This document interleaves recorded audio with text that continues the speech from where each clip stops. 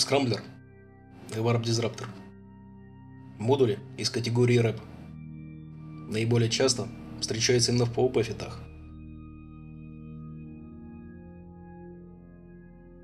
Их главное назначение – не дать цели уйти в варп, либо совершить гиперпрыжок.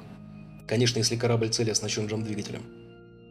Дизраптор, он же ДИС, работает на большей дистанции, что является его главным преимуществом, но имеет меньшую силу удержания и более требователен к ресурсам корабля, таким как энергия накопителя, капа и ЦПУ, что особенно ощутимо на малоразмерных кораблях. Скрамблер, также известный в простонародье как скребок, более близорук, имея почти вдвое меньшую дальность работы, однако держит вдвое сильнее. Легче фитится за счет меньшего потребления ЦПУ и расходует на свою работу куда меньше капы.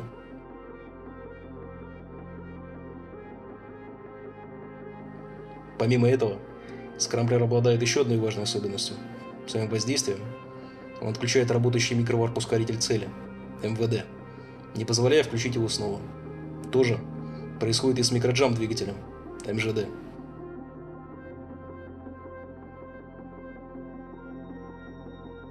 Под скребком он не будет работать, даже если прошла анимация и завершился цикл разогрева.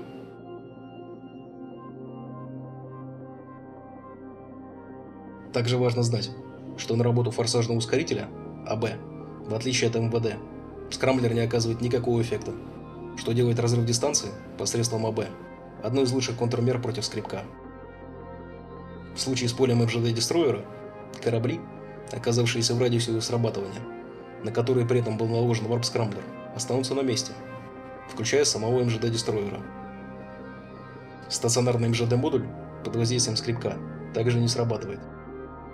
Отключение МВД и МЖД происходит независимо от того, хватило ли скрамблеру силы удержания для подавления варп-двигателя цели или нет. Повышение эффективности. Способов увеличения эффективности работы скрамблера и дизраптора не так много. К примеру, включение данных модулей в режиме перегрева увеличит дальность их работы на 20%. Получение в составе флота бонусов от линков на скирмиш со специальным зарядом на рэп также положительно сказывается на дальности работы наших модулей. Добиться постоянного прироста характеристик возможно путем приобретения более дорогого фракционного аналога одного из этих модулей, обладающего изначально большей дальностью работы. А в случае со скрамблером еще и большей силой удержания. Можно использовать на модуле мутоплазмоид, это такая хрень из бездны. При наличии определенной доли везения немного увеличивать тем самым дальность работы и снизив потребление модулем ресурсов корабля. Но при отсутствии этого везения велик шанс и вовсе испоганить хорошую вещь. Либо же изначально взять один из кораблей, имеющих профильные бонусы на данный вид модулей. К таким кораблям относятся все такличи интерсепторы 4 основных школ кораблестроения – Амарской, Калдарской, Галенской и Мататарской. Имеют бонус на дальность работы варп-скрамблера и варп-дизраптора. Причем Галенская ветка, ввиду расовой особенности, имеет в себе наибольшее число кораблей, помимо интерсептора, с бонусами на ДИС и скребок. У таких классов как рэп-фрегат и оба Рекона. Галенский Т-3 крейсер Протеус в конфигурации с подсистемой Core Friction Extension процессор также имеет бонус на дальность работы скрамблера и дизраптора. Флотовая модификация корабля Маулюс и вовсе обладает уникальным бонусом среди всех кораблей на силу удержания варп-скрамблера и варп-дизраптора в плюс 2 дополнительные единицы. Из числа фракционных кораблей наличием бонуса на дальность могут похвастаться летающие сковородки Легиона Морду и пепелацы Конкорда.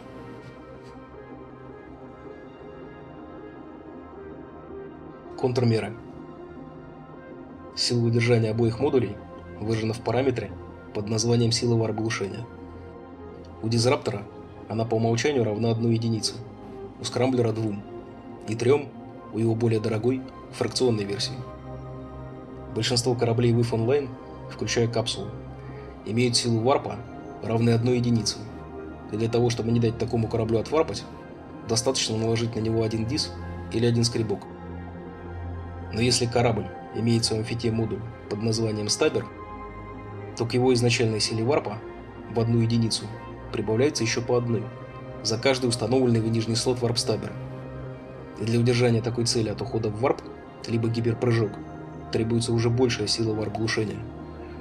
То есть обычный корабль с силой варпа 1 и установленным одним варп-стабером в сумме имеет силу варпа в 2 единицы. В результате для его поимки потребуется 2 дизраптора, либо 1 скрамблер, обеспечивающий силой своего варп-глушения воздействие в 2 единицы. Беда в том, что из-за огромных штрафов для систем захвата цели корабля, на которые устанавливаются стаберы, их использование становится оправдано только в перегонных либо небоевых фитах, к примеру, на транспортах. В игре также встречаются и корабли, имеющие профильный бонус к изначальной силе варпа. Майнерский фрегат Вентура имеет профильный бонус на плюс 2 дополнительные единицы к силе его варп-ядра, то есть, грубо говоря, 2 вшитых стабера, но без штрафов. Аналогичный бонус имеют и все Т2 Deep Space транспорты, ДСТ. Корабли суперкапитального класса также имеют повышенную устойчивость к воздействию скрамблеров и дизрапторов за счет своих классовых бонусов. Их сила варпа может достигать 26 единиц у мазершипов и более 51 единицы у титанов. Для удержания таких исполинов потребуется огромная мощность варп-глушения и совокупные усилия целого флота. Для обеспечения подобных мощностей малыми силами предназначена тяжелая разновидность скрамблера и дизраптора – Heavy Warp Scrambler и Heavy Warp Disruptor, имеющих в разы большую, в сравнении со своими стандартными аналогами, силу варп-глушения.